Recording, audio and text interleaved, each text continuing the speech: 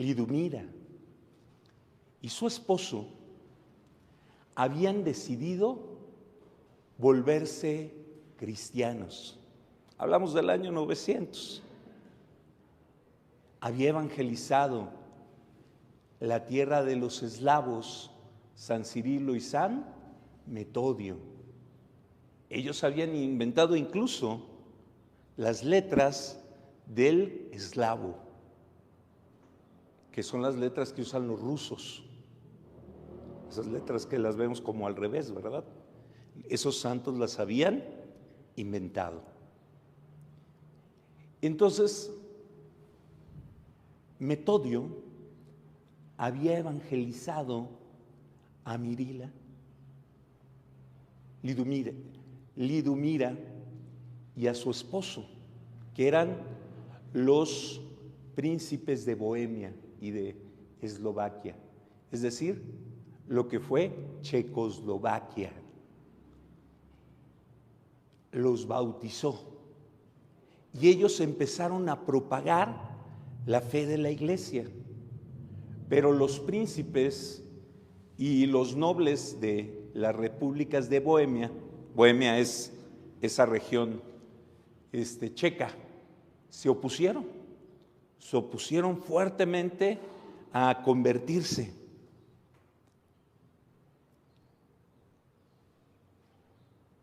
Cuando muere el esposo de Lidumira, su hijo sube al poder, pero muere muy pronto. Él se había casado aparentemente con una cristiana, pero la mujer salió peor que los ateos y ella empezó a gobernar. Lidumira, como la mamá era lo que le interesaba era el poder, le pidió solo una cosa: poder educar a su hijo. Su hijo se llamaba Václav. Václav es el nombre original de Wenceslao.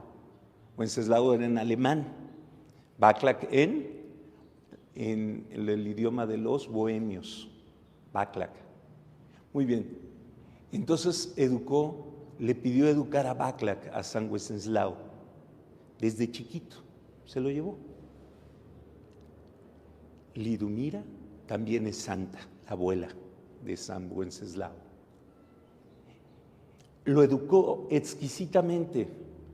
Le pidió a Pablo, un discípulo de Metodio. Metodio había bautizado a Wenceslao, San Metodio, que Pablo lo educara.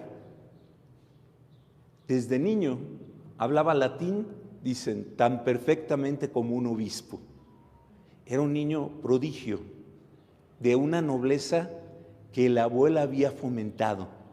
La mamá era terrible y quiso exterminar el cristianismo. Cuando la mamá muere, tarde o temprano iba a morir la mamá, y más siendo una mujer ambiciosa, malévola, y además el sucesor legítimo era Wenceslao, pero ella controlaba el reino. Cuando muere, la gente sabe que ese niño es muy bueno para ser rey, lo aclama, pero los nobles no quieren. Y entonces una noche tratan de matarlos y matan a la mamá, a la abuelita, con el propio velo con el que iba a misa, la ahorcan. Pero el pueblo, aunque todavía no era cristiano, sabía que el mejor gobernador era ese joven y lo eligen rey, a pesar de que los nobles no querían. Lo eligen rey y entonces Wenceslao empieza a propagar la fe en Bohemia y va a lograr en muy pocos años la conversión de su pueblo, menos de los nobles y menos la de su hermano, que había sido educado por su mamá. Y su mamá, como les dije, tenía ideas de poder nada más. Wenceslao es nombrado gobernante de Bohemia y hace lo que siempre decimos que deberían de hacer cuando hay una guerra. ¿Qué decimos que cuando debe de haber una guerra? Que peleen los jefes, pero no los soldados. Vino un ejército enemigo. ¿Y Wenceslao qué hizo? Le dijo a Enrique: no pelee nuestro ejército. Un duelo entre tú y yo. Que no pierda la vida nuestra gente. Enrique era el emperador, desistió e incluso admiraba mucho al joven. Un día, Enrique, que era el emperador, reunió a los gobernantes de los pueblos de alrededor y tenían una junta muy importante. Y un día no llegaba Wenceslao y todos los príncipes estaban enojados. ¿Por qué no llega?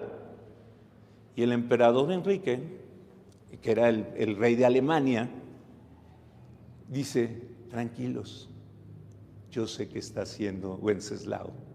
¿Qué creen que estaba haciendo? Rezando. Se le va el tiempo rezando. Todos enojados, y el emperador lo abrazó y le dijo: es que es un hombre de Dios. Se le va el tiempo rezando. Es un noble verdadero.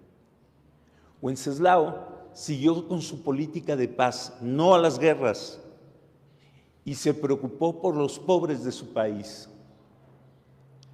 Tuvo su primer hijo, y entonces el hermano se dio cuenta que el hijo iba a ser el sucesor, lógicamente.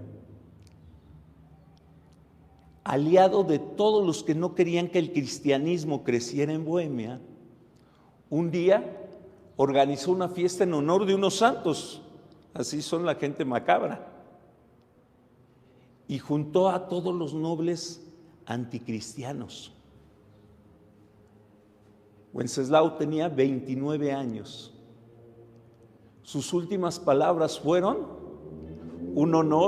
en honor de San Miguel Arcángel. Levantó su copa y dijo públicamente: este brindis es en honor de San Miguel Arcángel, a quien le pedimos la paz para nuestro país.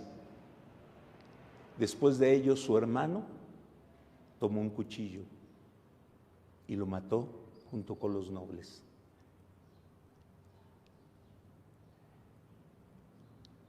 El pueblo, que amaba mucho a Wenceslao, se estremeció.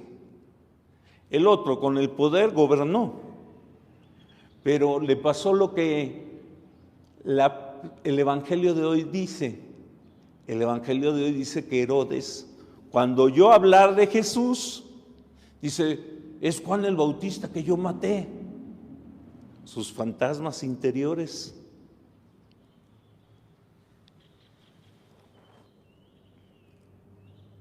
Václav, Wenceslao, había mandado construir la catedral de Praga